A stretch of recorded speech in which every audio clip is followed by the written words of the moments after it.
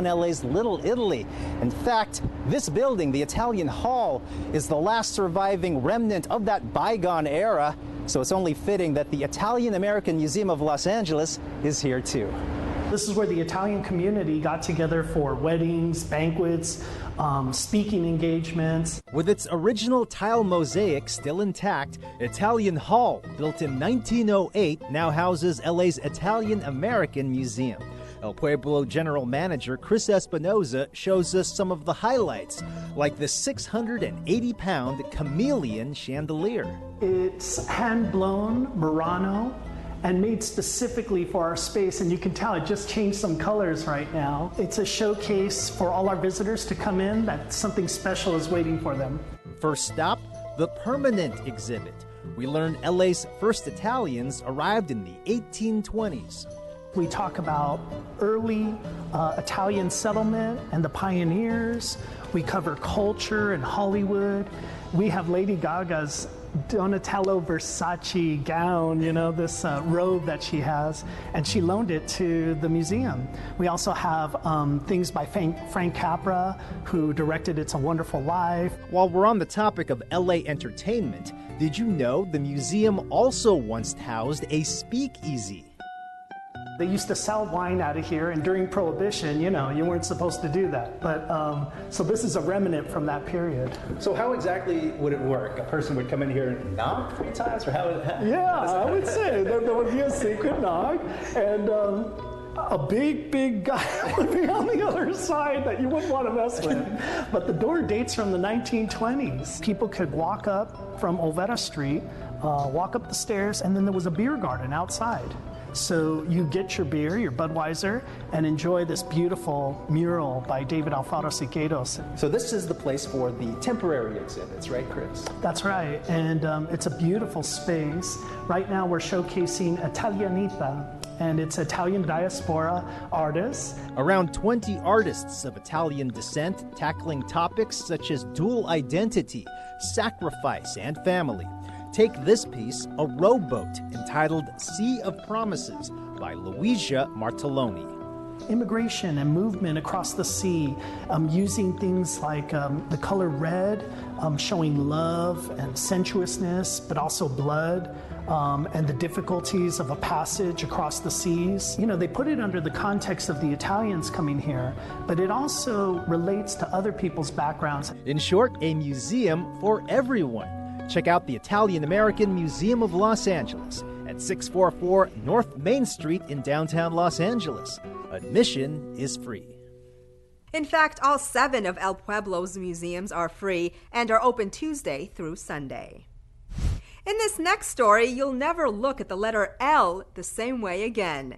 What in the world am I talking about, you may be asking? We'll take a look at how one local artist uses L to create one-of-a-kind works that have a certain edgy quality.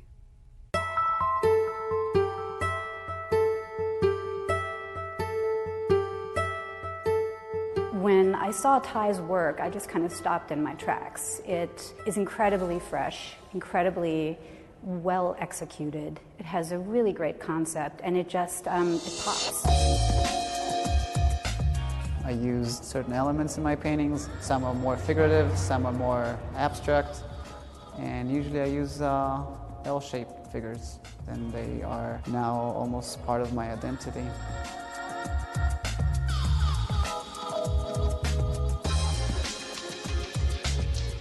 Art is a unifier, and we are living in a time that is so incredibly strife-ridden, and we are at a location in downtown here where we are literally the halfway point between Skid Row and the financial district. So we are sort of the epicenter between the haves and the have-nots, and that's typically where art is born. It's out of that tension. I think art is important everywhere because we're cataloging our experiences. For example, this painting behind us that is based on elements that I've seen in LA incorporated in my art. And for me, LA is a major inspiration. Artists are coming, I think, from all over the country to be part of this community, really. And it is a community. It's a community on the creative level. It's a community on the gallery level. That's how art is built. You know, that's how communities are built, that's how followings are built, and that's how our artists can survive. So I hope you join us in our journey. The exhibit runs until January 30th. A real canon, a historic reenactment, and traditional Mexican dancers were all part of a celebration honoring the signing of a peace treaty between Mexico and the U.S., which led to the founding of California. Take a look.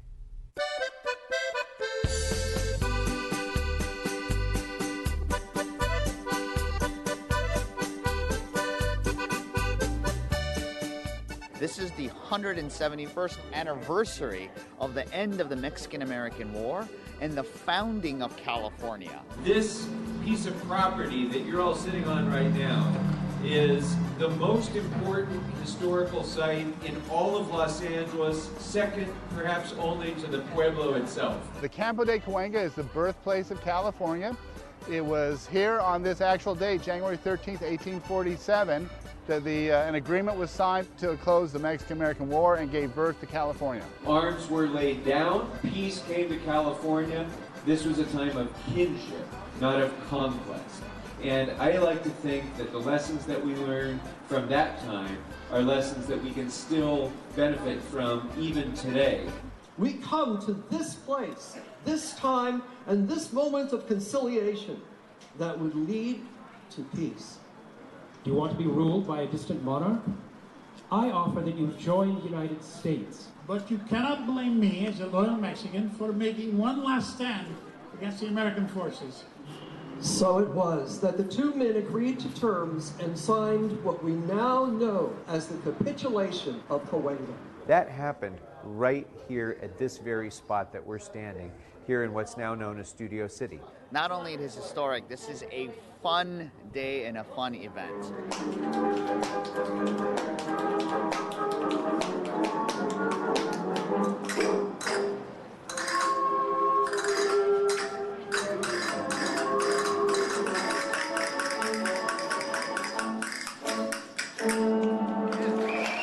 We are a place of partnership. We are a place where immigrants come together in brotherhood. And I think today we can still learn the lessons of what started right here in 1847. A former council member steps in to serve Council District 12 on an interim basis.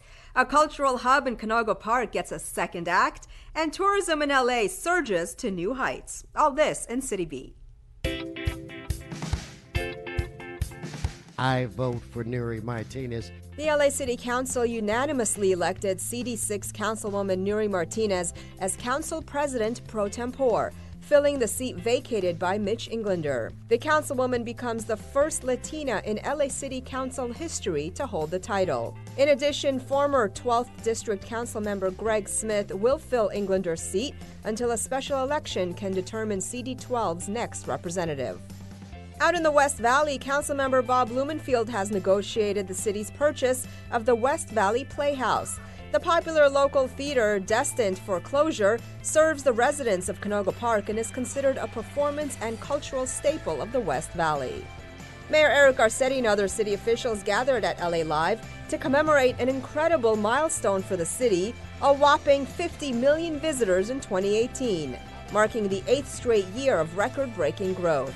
We know that disengaging from one another is not a way to prosper or succeed or to bring peace or prosperity to our world. Forum attendees were also treated to an unexpected surprise. What's up, everyone? This city is always innovating. I mean, check me out. I'm a hologram. Legendary actor Sam Elliott made his mark in stone as he cemented his foot and handprints in front of the Chinese Theater in Hollywood. He was joined by his A Star is Born co-stars Lady Gaga and Bradley Cooper. Ladies and gentlemen, boys and girls, a man whose career spans more than 100 films and television shows, Sam Elliott. In his 50 years as an actor, Sam has left an iconic mark on such films as Lifeguard. How do you like L.A.? Hate it. The girls are snotty and the boys are a bunch of creeps. The Big Lebowski. You got a good sarsaparilla. Sioux City sarsaparilla? Yeah, it's a good one. He even appeared in George Roy Hill's Butch Cassidy and the Sundance Kid, his first credited job. I didn't know you were the Sundance Kid when I said you were cheating. And as you know, currently seen in A Star is Born. Music is essentially 12 notes between any octave.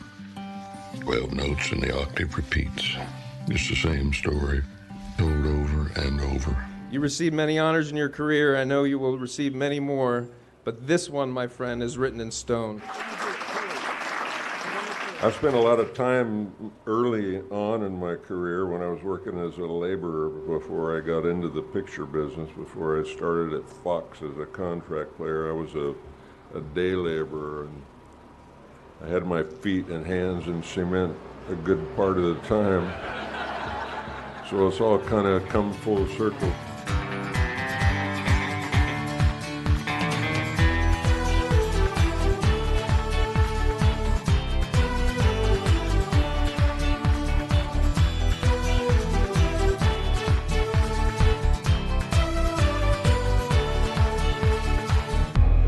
Those people that come up to me out of nowhere off the street and say, hey, I really love your films. They want to shake hands and thank me for the work. That's the thing that touches me most. By the way, Sam Elliott has 2 nominations at the upcoming SAG Awards. And speaking of the SAG Awards, it is certainly one of the most coveted statues in Hollywood. But making it is an art form in itself, one that's been around for centuries. Rasha Goel has more on a traditional art form that's helped mold a lasting impression. From the looks of it, you might think you're watching something out of a sci-fi film. But don't be fooled. This is the real deal. These guys in metallic silver fireproof suits are preparing a vat of molten bronze that will become the statuettes for this year's 25th SAG Awards. It's as ancient an art as acting is, and it really is a piece of art. It's not just a trophy, and I think people really have responded to that over the years. The bronze actor statuette is created by the American Fine Arts Foundry that has worked with the Screen Actors Guild every year for the last 25 years to make these pieces. The statue is made through what's called the lost wax casting process. It's actually about 10 steps beginning to end, but essentially we start with a master mold. We make a wax positive out of that mold. We then take that wax and make a temporary mold over it. We then empty the wax out of the mold, pour bronze in, and then we do all the work to weld it back together, make all the seam lines go away, make it look beautiful, and then put a patina on it and mount it. As you can see, the work definitely takes a lot of skill and precision. It's craftsmanship and skilled artwork at its finest. A team of 10 craftsmen work together to create this masterpiece. These statuettes weigh about 12 pounds, so they're not as light as they look. It takes about 8 to 12 weeks to make them, and this year they've made 40 statuettes for the SAG Awards show. They actually make more statuettes as there is no way to predict how many winners there will be in the different categories. Crazy Rich Asians nominee Harry Shum Jr. also had a chance to put his artistic skills to the test. Well, if you need to hire anyone else to do this, I'm here. Well, I guess in this case, it took a little muscle work. Being there and feeling the temperature, feeling the heat, feeling the energy from everyone watching, and then creating something like this is just like, you only see the ending product. So to always see anything being created is really special. The statuette is holding the masks of comedy and tragedy and is intentionally sculpted for the SAG Awards to represent the artistry of the industry. And if you happen to win one, here's a valuable piece of advice. Don't drop it on your foot. You can see the statuette in its final form at the SAG Awards on January 27th.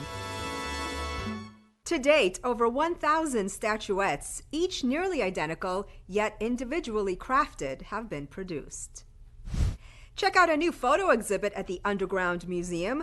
Come out for Venice Beach Street Festival. And Dodgers fans, get ready to meet the boys in blue. All this and things to do.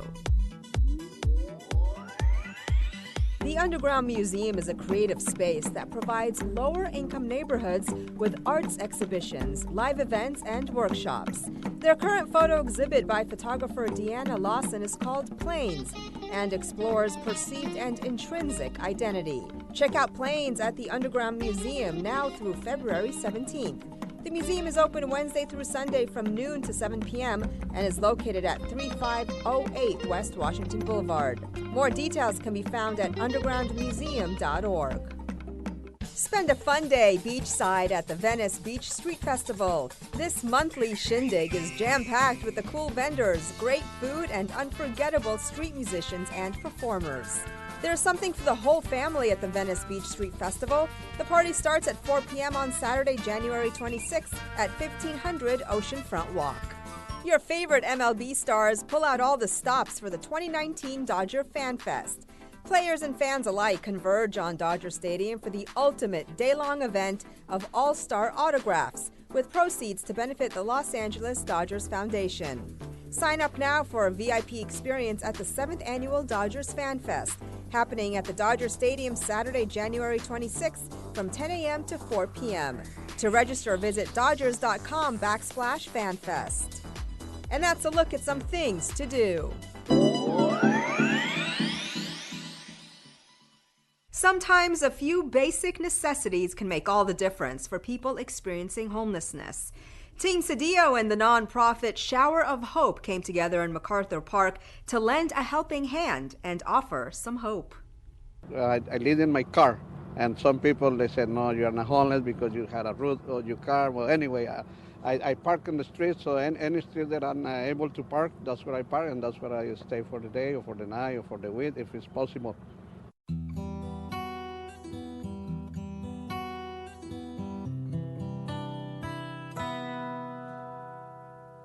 I'm trying to care for myself.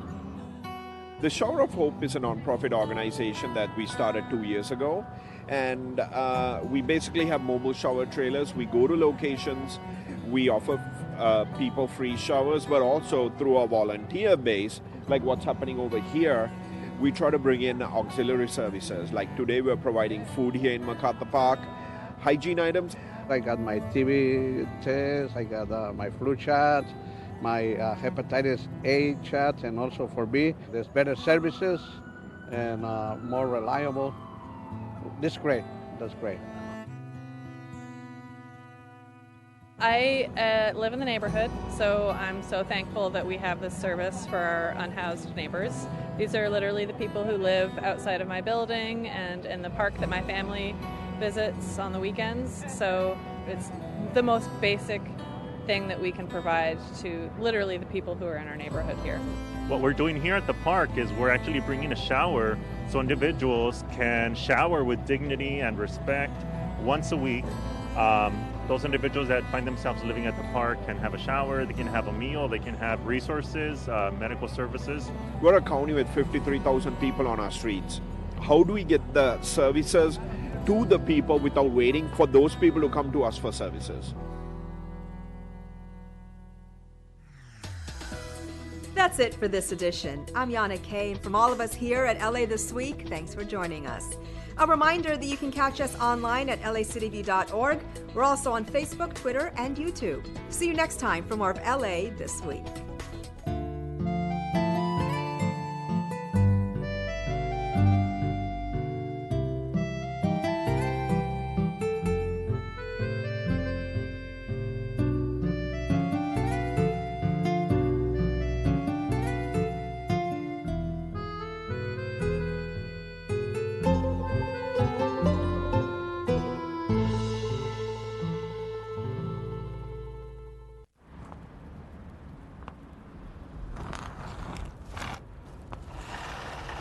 Need a recycling center? Call 311, the toll-free number for non-emergency services. 311, your one call to City Hall.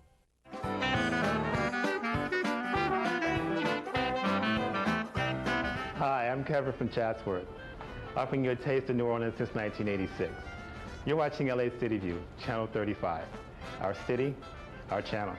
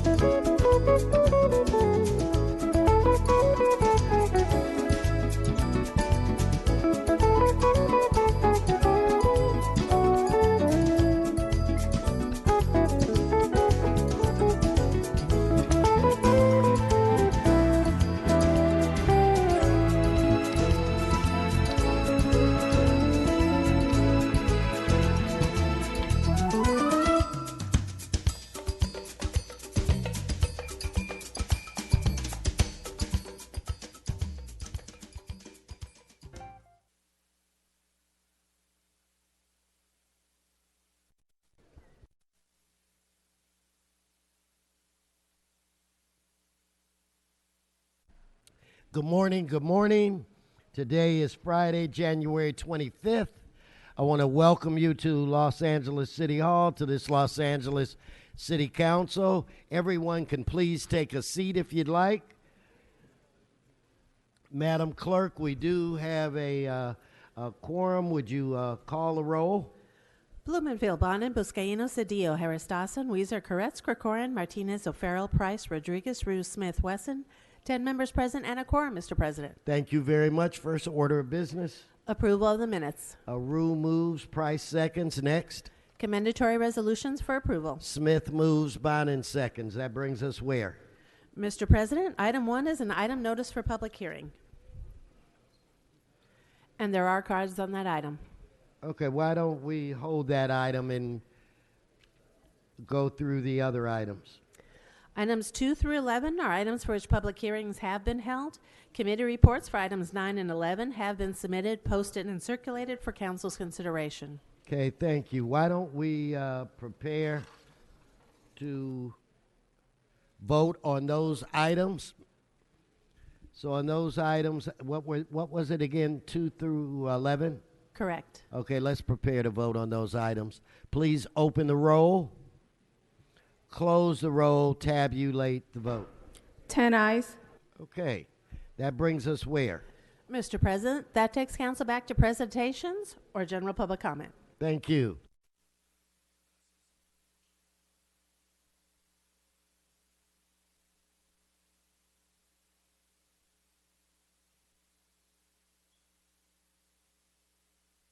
Mr. Price, if you're ready, we can begin with your presentation.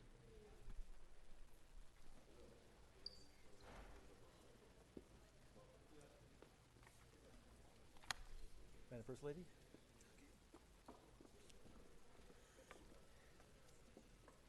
Let's come on around. Let's get the chief mix.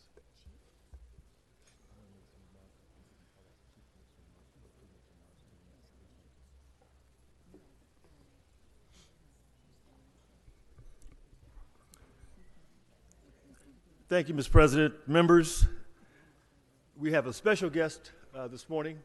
Join me in welcoming the First Lady of the Republic of Zambia, Mrs. Esther Lungu. Let's give her a round of applause and welcome. Welcome. She is visiting us from the country of Zambia for a very exciting reason. She's traveled far to be here with us today. And once again, the city of Los Angeles is writing history between the city of LA and our sister city in Lusaka, Zambia. Back in the 1990s, an LA Fire Department assistant chief went to Zambia for an assessment and witnessed a lack of resources for training that existed in the Republic at the time. Through his assessment, the chief pointed out a lack of resources available for fighting fires. This primarily focused on not having the proper equipment such as fire apparatus. Fires in Zambia cause many problems such as infrastructural development, and they deplete its economic progress.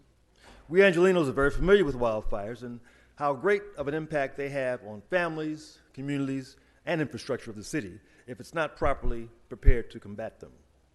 So today we have some exciting news. The Los Angeles Fire Department, and I'm joined here by Chief Terrazzo, you'll be hearing from him momentarily, the Los Angeles County Fire Department, the senatorians, the mayor's office have partnered together to donate 3 Bush fire rigs, 2 of which are big SUVs, and a small rig that can be used to transport water and other resources in time of need.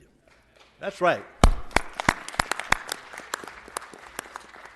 This marks a significant milestone because it's the first donation of a former LA Fire Department equipment to the continent of Africa. My sincerest thanks and appreciation to the Fire Department for working with us on this important initiative, and of course the Lusaka LA Sister City Committee.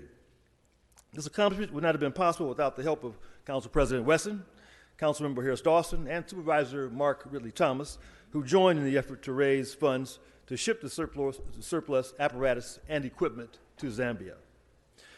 Now it's my honor to present Her Excellency, Mrs. Esther You know what, Mr. Price, maybe if I could just jump in for a moment, and I want to welcome you to the city of Los Angeles and say to you that we in the city of LA do the best that we can to help people, not just in the city of Los Angeles, but throughout the world. We feel as though there's a need for us to step up now because there are concerns about our national leadership. So a lot of responsibilities fall on local cities and counties and states.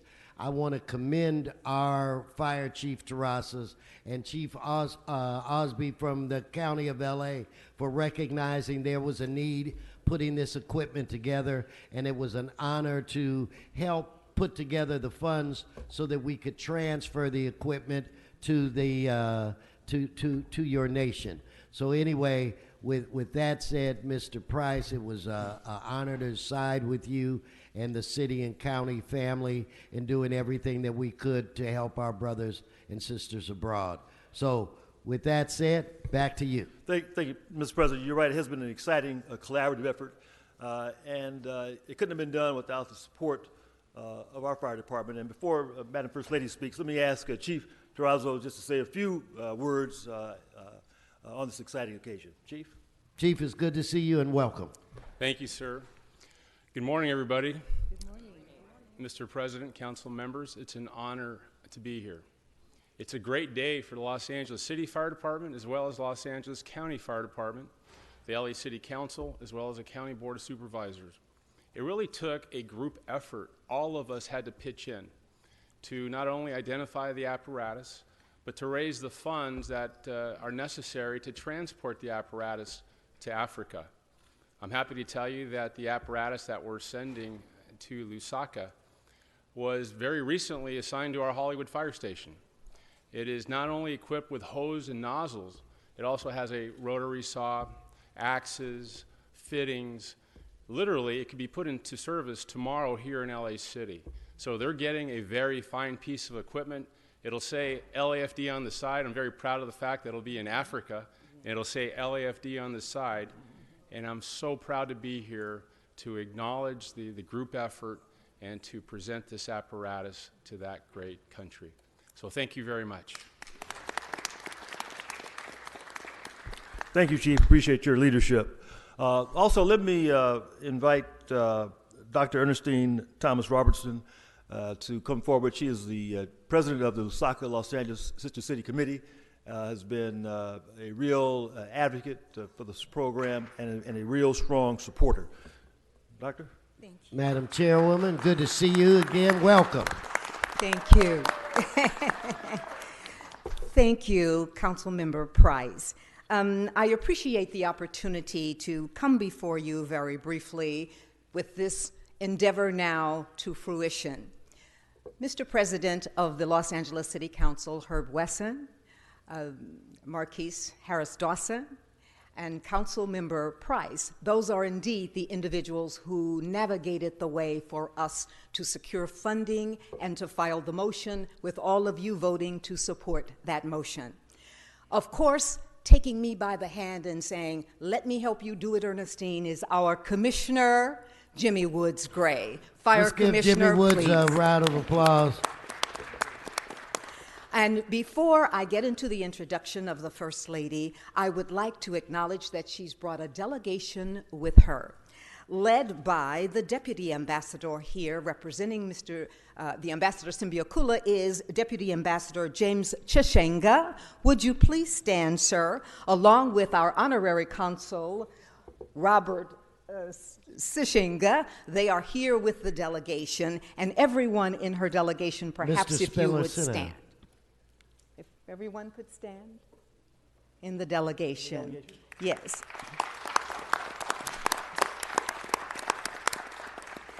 I wanted to just say very quickly, all of you understand the interdependent nature of the world. You understand that coffee comes maybe from Guatemala, cobalt, some from Zambia, copper, some from Zambia, wheat from the United States. It's an interdependent world that we live in, so we're all interdependent upon each other. It is my pleasure to bring to you someone who understands that interdependence. Her Excellency, Mrs. Esther Lungu, is the First Lady of the Republic of Zambia. She is the founder of the Esther Lungu Foundation. She has also leveraged her position to focus on economic empowerment in Zambia, particularly for women and for those who are looking to be educated. Her Excellency is a member of the Organization of African First Ladies, and of course, there is much more to come. She is a woman of vision.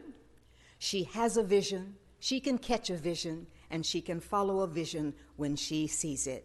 So it is my pleasure to bring to you this very special woman in our presence today. She is the mother of the nation of Zambia. Please put your hands together for Her Excellency, Mrs. Esther Lungu.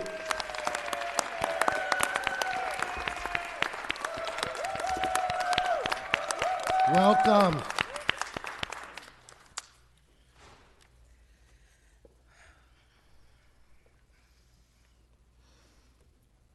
Thank you, and thank you. Mr. President, Honorable Council men and women, let me begin by thanking the Mayor of Los Angeles City Council, Honorable Eric Garcetti, for welcoming me into this great city and according me this rare opportunity to address the Council.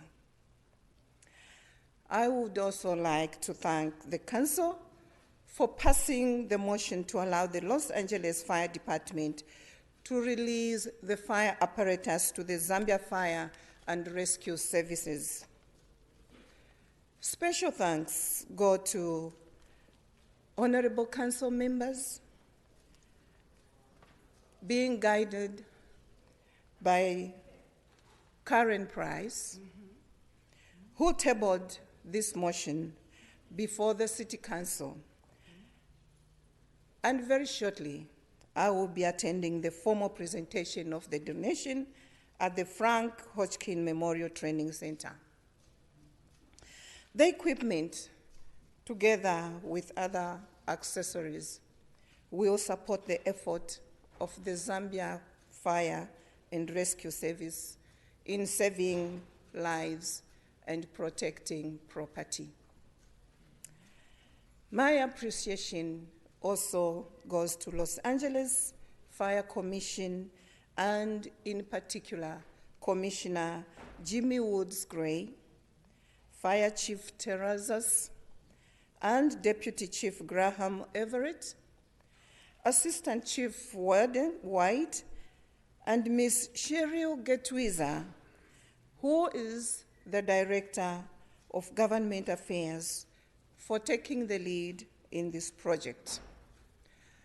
I also thank the Los Angeles Lusaka Sister City Committee, in particular the Chair, Dr.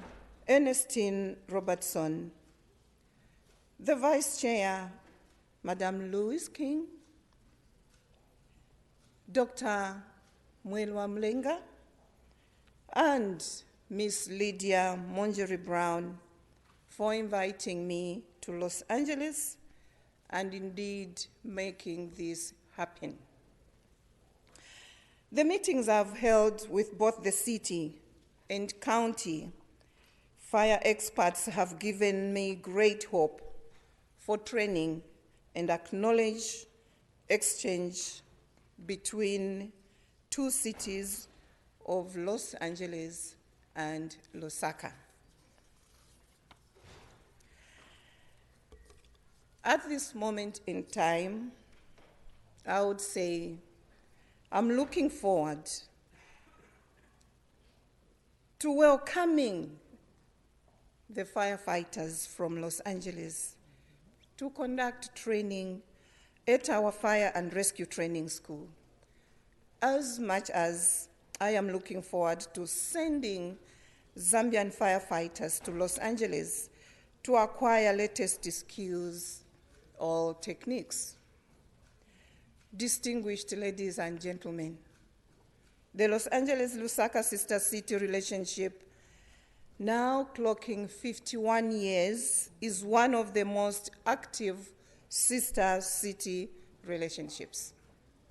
I therefore salute the Zambian and American men and women who have kept this relationship active and made contributions to uplifting lives of the Zambian people.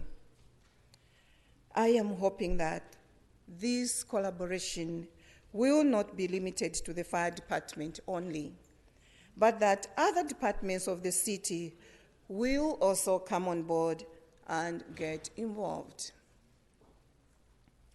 Distinguished ladies and gentlemen, councilmen and women, please allow me at this juncture to end by thanking you all once again for this great opportunity you have given me to address the council, and also to thank you so very much for your attention.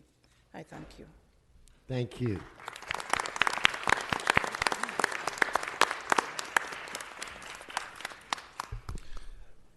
Thank you, Madam First Lady, and as a token of our appreciation of our friendship and for the great work you do, we'd like to present you with this certificate of recognition from the City of Los Angeles.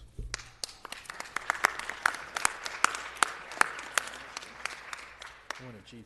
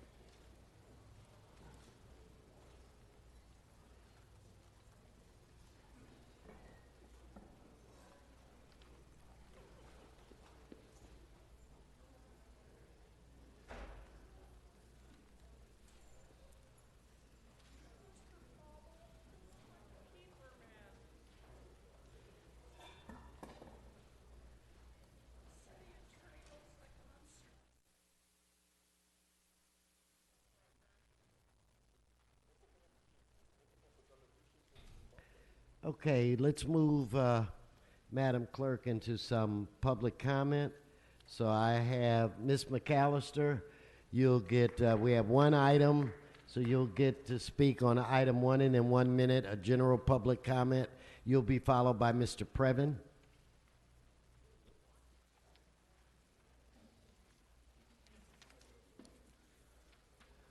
Good morning, Mr. President.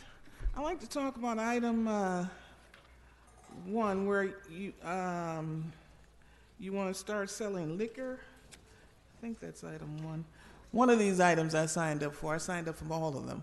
One, yeah, where you want to start selling liquor. I want to caution the people of Los Angeles to know that the more this city can get you on drugs and alcohol, the better.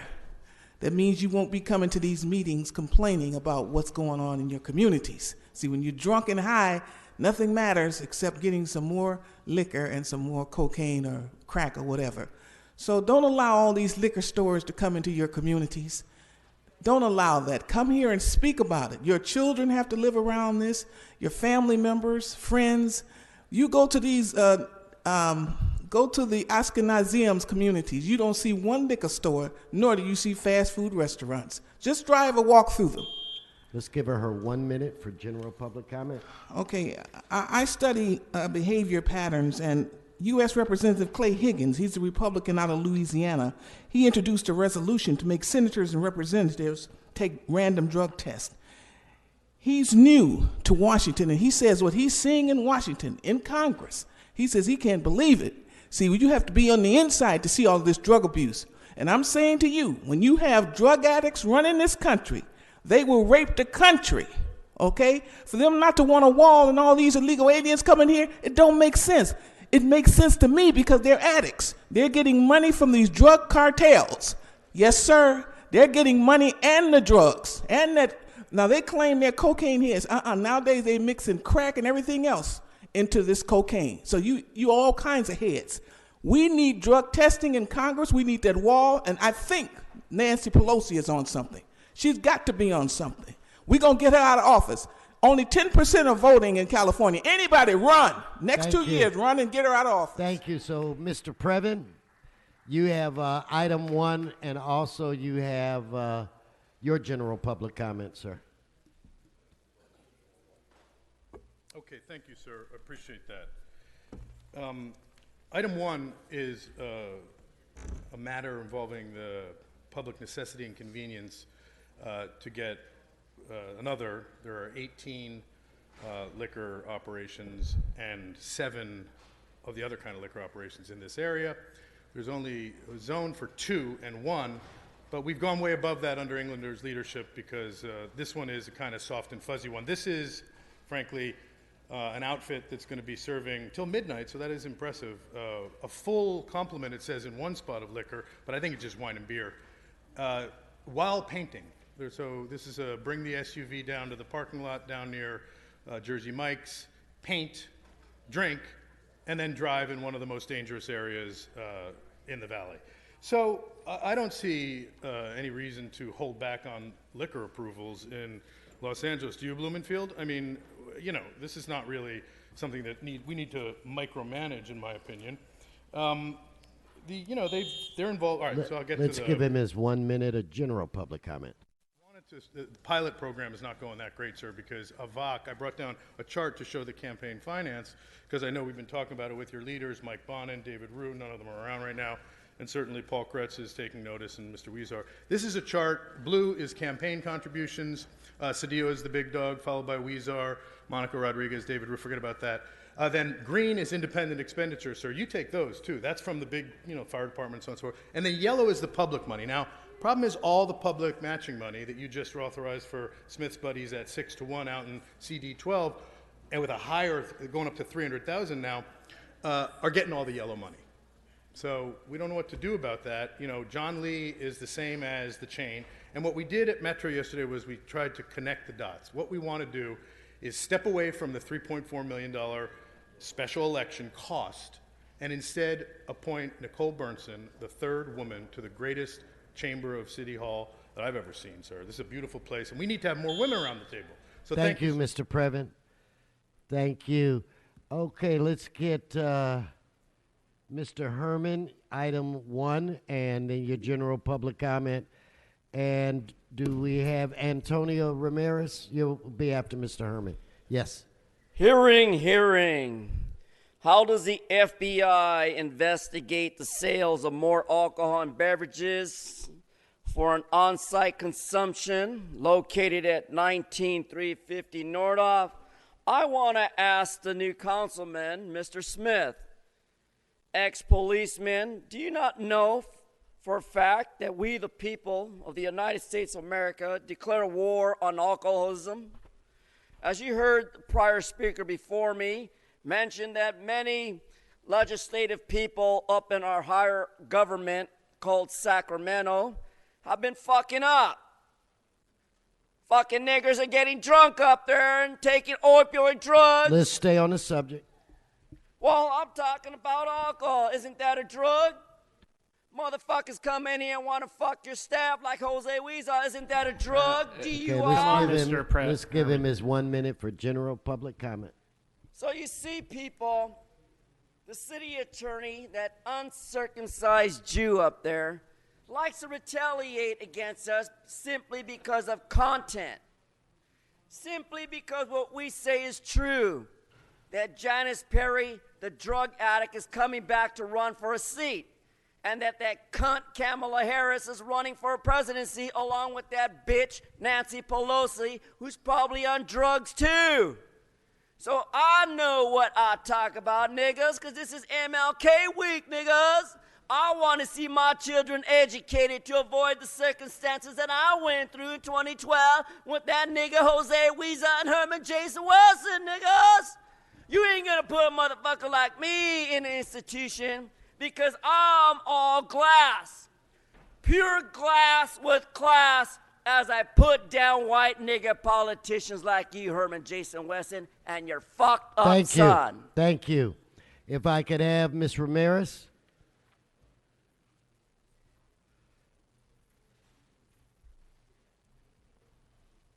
And you'll be followed by Mr. Spindler. What numbers? Item 1. Okay. And then general public comment. Thank you very much.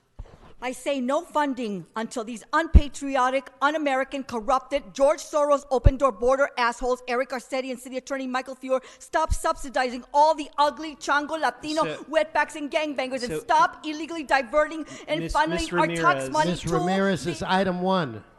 Item 1 is an alcohol Item. permit item. Item 1. Well, I got it in. Okay, let's for the sake of time, let's go to my public comments. Let's give her 1 minute for public comment. Thank you very much. God bless Donald Trump.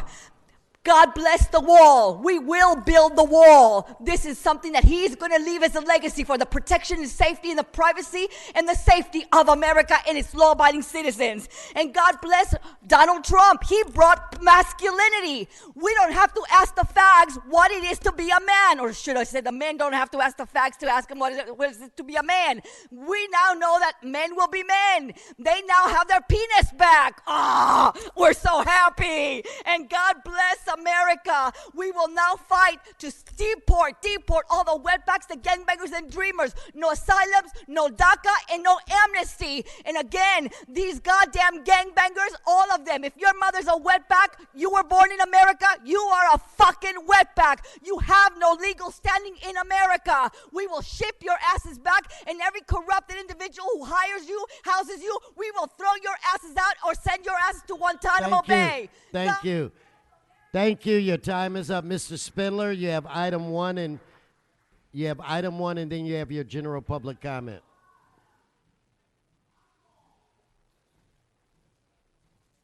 Yeah, very good. And I just say that in item 1, and Greg Smith broke my heart with his wonderful eulogy of the late Englander.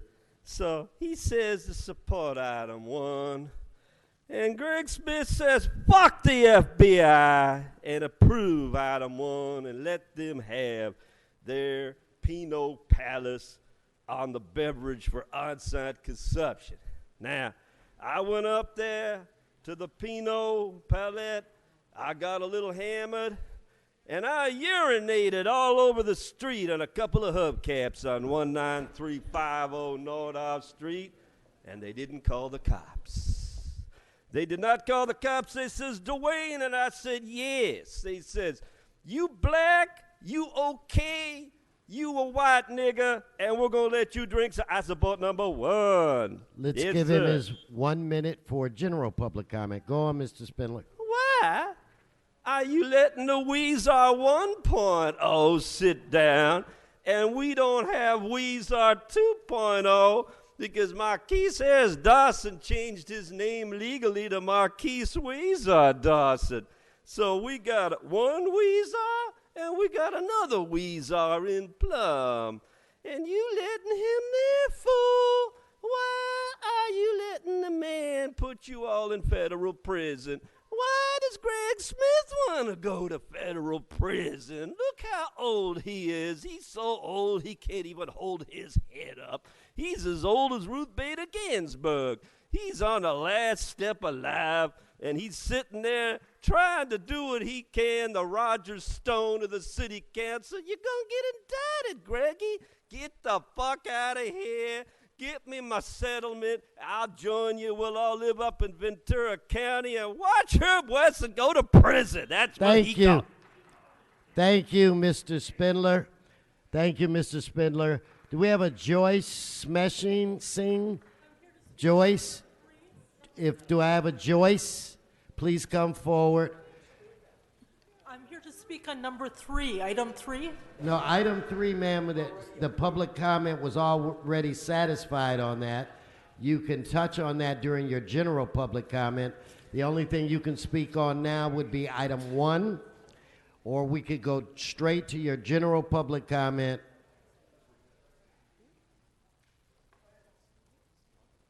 And then we have David. Is that David? David Grove. Go ahead. Yes, ma'am. Council members, I'm Joyce Schmiesing. I'm the property owner at 4495 Cato Street in the Omaha Heights area. I have 4 lots, 2 on Dudley and 2 on Cato Street. I've been the property owner for 32 years. I'm here to tell you that the roads aren't just bad, they're atrociously bad and unsafe. Outside my house on Cato, there's a sinkhole that just keeps getting worse. There's deep potholes, there's washed out sections of road, there's big humps down the middle of the road, there's deep cracks in the pavement, there's missing berms, and there's water running from the road onto my property. These problems should have been repaired long ago and the roads maintained. Some of my neighbors tell me they've been trying since 1973. It's time to repair it and keep it maintained. Do it now. I've submitted a statement and some photos. Thank you. Do you have any questions? Mr. City Attorney. So, Mr. Spindler and Mr. Herman, you've been moving constantly during the speaker's comments, distracting us and making it difficult to focus on her, and thus disrupting this meeting and having us to call you out. I suggest you stop it. Can we consider this a warning for them, Mr. President? Yes, we can. Okay, ma'am, that is your time. So do we have a David? If not, we have Mr. Gus. This is general public comment, so he gets 1 minute. Antonio Lopez, 1 minute. Council members, Daniel Gus. I have the 2 top most read articles on City Watch this morning. On Friday and on Tuesday, I had information dumps with the FBI, and I showed them how to prove that Mr. Wesson committed insurance fraud against the city's health insurance and life insurance carrier. This morning, I busted Mr. Wesson smoking again on the back patio, so I want to give Mr. Wesson a chance to call Zuma Dog a liar. Tell us that you didn't lie to your insurance company that you're a non-smoker, because that would be insurance fraud and mail or wire fraud every single year you renewed those policies. So come on, Mr. Wesson, tell everybody that Zuma Dog lied and that you didn't lie about your status as a smoker for the past 30 years to your insurance companies. Furthermore, my other article out today, most read on City Watch, is about Jan Perry now challenging Herb for county supervisor. 2 seconds, Herb, come on, tell us that you didn't lie to your insurance company. Thank you, your time is up. Okay, Antonio Lopez. Antonio, I'm sorry, sir.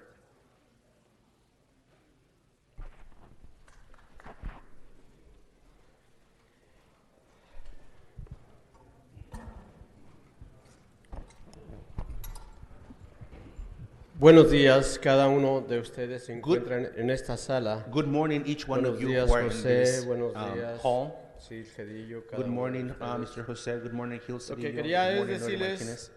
de que si podemos aprobar un esfuerzo más para poderles a todos los oficiales de policía de la ciudad de Los Ángeles. I would like to tell you that if we can prove another fact for all the police of Los Angeles, En su chequecito, $1,000 en su chequecito. Vaya repitiendo. in their check, $1,000, Lo mismo al sheriff, al the highway same thing to patrol. the sheriff, the highway patrol. Algo para sus familias porque yo sé que ellos han Something estado for your trabajando family para las because I know they've comunidades been y yo working sé for de the corazón. communities. I know Por it eso from es the que se los heart. pido que That's hagan why un I'm esfuerzo. asking it, Es so para that el you can bien make de that llevar un effort. It's for chequecito the effort a to sus take a familias. check for your Ellos family. saben You know, que- you already know.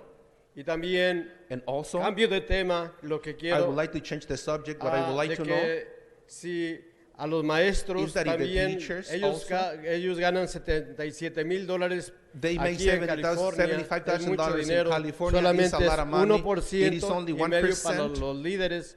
And more for the leaders. Los líderes. Lo mismo también the same thing as well. Lo que, si no quieren ellos, If they don't want to, vamos a comprar robots, we're going vamos to a buy comprar robots, we're pizarrones going to buy blackboards, y adelante. Thank you. and go Buenos días ahead. a cada uno. Thank Good morning, you, every Mr. one of you Lopez. guys, from the bottom of my heart. Thank you. Okay, has any other cards been put in for public comment? Rick?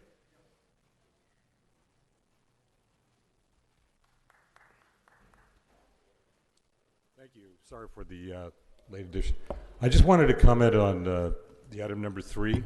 I am working with, my name is Rick Ladati. I'm working with Ms. Schmeezing on organizing the neighborhood in Omaha Heights. And as I'm doing that, I've been hearing from neighbors that this project, the street repair, has been going since 1973. People have been trying to get it. So Ms. Schmeezing and I met with Councilman Huzar on August 22nd. Councilman Huzar represented that he was going to put together a meeting, community meeting, which he did. Thank you very much on that. And we had that meeting on October 18th, and he represented that he was going to put in the motion to secure the remainder of the money to get those repairs done, which he did, and what we're here on today. Thank you on that also. So I'm hoping that with this motion and this going forward, that we can get this project done in Omaha Heights, in that area. And we have progress already starting on Dudley Drive, which is great. So I'm hoping that finally we can get this project done. Thank you. Thank you. Thank you, Rick. Any other speakers for public comment? All right, that public comment, multi-comment is closed. That brings us where, Madam Clerk? Item 1. Let's vote on item 1. Let's open the roll, close the roll, tabulate the vote. 12 ayes. And next, Council has motions for posting and referral. they are posted and referred. Announcements, members, announcements. If we could all please rise for adjourning motions, please rise. Announcements. If we could all rise. Mr. Cedillo, you have an announcement? Mr. President, I know that many of us, not I, but many of us will be leaving in a minute to go to the LAX, LAWA, to our airport to make an important announcement. And I just want to applaud you for your leadership, applaud the mayor for his leadership. As you know, last Monday I was in Tijuana looking at refugees. As I crossed the border, I spent time talking to our agents that are there. The recent trip I took, spent time talking to our TSA agents. This government shutdown is so unnecessary. It's a distraction. It's an effort to distract the American people from the crime and corruption that's taking place in the White House, the lack of leadership, and it should end. No one, and no worker, no family should be put in the stressful situation that they are being placed, being humiliated, being stressed because of the political ploys of the president. I say this with great pain, but there is such a need to be very candid and honest about this. And so I want to applaud you. I want to applaud the mayor. I want to applaud the rest of the council for your innovative approach to this. Joe Buscaino, thank you for your commitment to public safety, and to the CEO, Deborah Flint, as they move to make their announcement later this afternoon. Our employees, the people who work for the government, who work for us, who protect us, have a right to be treated with dignity and respect at the workplace. They should get paid, and I applaud the mayor and all of us for the efforts that we will make to make sure that they no longer have to be at a food pantry to feed their families, or to be at a payday lender to simply pay their bills. We should do better, and I know that we will, and so I thank you and I applaud you for that. Thank you. Now, Miss Ramirez, you're disrupting the meeting. Let's be quiet. I'm looking to my right side. Are there any adjourning motions to my right? I don't see any. Now look at Mr. Huizar. Thank you, Mr. President. And colleagues, I ask that we adjourn in the memory of 21-year-old Historic Core Business Improvement District Safety Ambassador Andrew Porter Mitchell, whose life was cut short way too soon. Our bid safety officers are often our first responders when dealing with a number of issues, and Andrew was an important part of a valuable team here in downtown Los Angeles. Andrew was tragically shot at the intersection of Manchester and Normandy while on his way home from work on December 20th. Andrew passed away the next day, December 21st. Born July 2nd, 1997, Andrew was 6 years old when he and his brother were adopted by Paul Porter and Eric Mitchell in 2003, and they are here with us today. Welcome. The Porter-Mitchell family fostered Andrew's interest in the arts, specifically writing and dancing, and encouraged his love of traveling. Andrew visited parts of Latin America and a good majority of the United States, with Hawaii being his favorite. Andrew graduated from Inglewood High School in 2015 and had plans to become a police officer. During the summer of last year, Andrew began working for the bid as a safety ambassador. According to Andrew's colleagues, his loyalty, friendliness, and caring smile were just a few things that made him an exceptional safety ambassador. Our safety ambassadors are often our first responders. Officer Porter Mitchell took his job seriously, so much so that he saved a life while on duty. Andrew successfully performed CPR on an unresponsive person and kept him alive until paramedics arrived. He was an exceptional person and officer who worked hard and was more than happy to serve his Los Angeles community. His life was cut down way too soon. His loss is a great loss to his family and his friends, and to all of us who live in the city of Los Angeles and downtown Los Angeles. As his fellow officers from the bid said in remembering him, we will never forget you and your service. Andrew, you came into our lives and left us too soon. We will enjoy all the wonderful memories we had with you.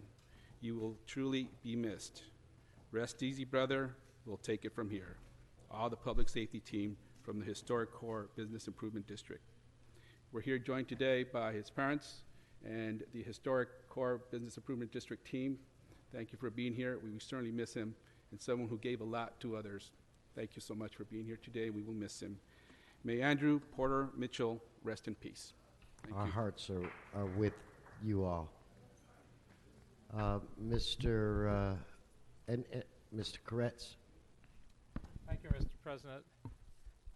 It's with a heavy heart that I ask that we adjourn in memory of Valerie Fields, a former LAUSD board member and former staffer to Mayor Tom Bradley, who died earlier this month at the age of 92.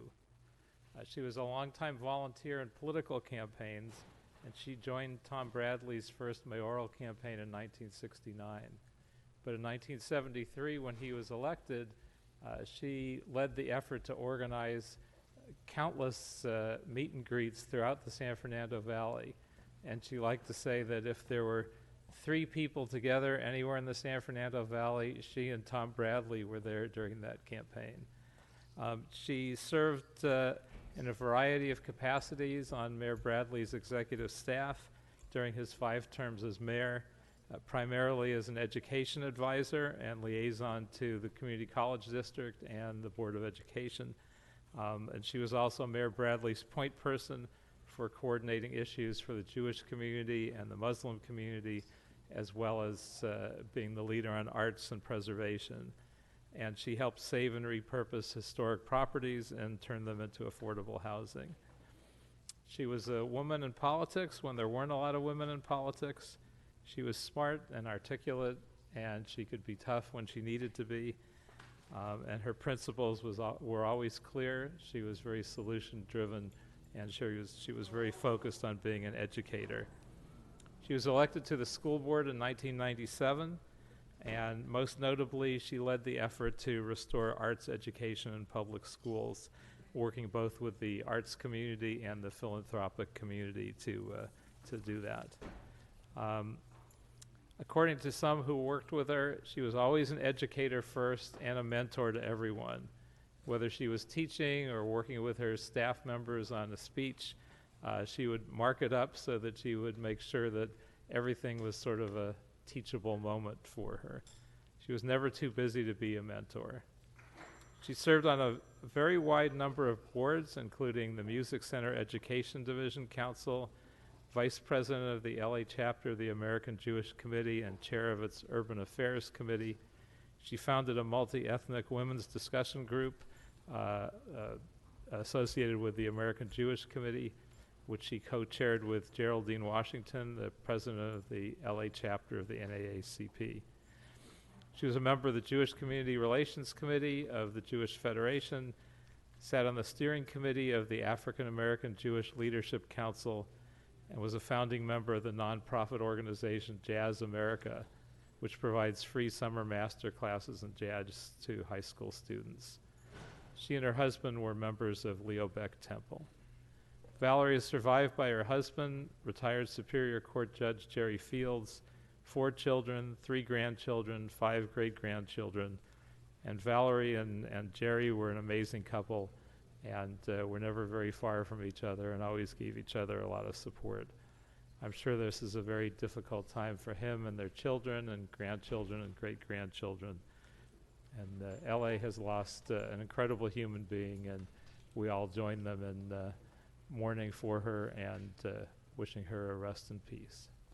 Thank you, Mr. Koretz. Are there any other adjourning motions to my left? I don't see any. Members, this meeting is adjourned.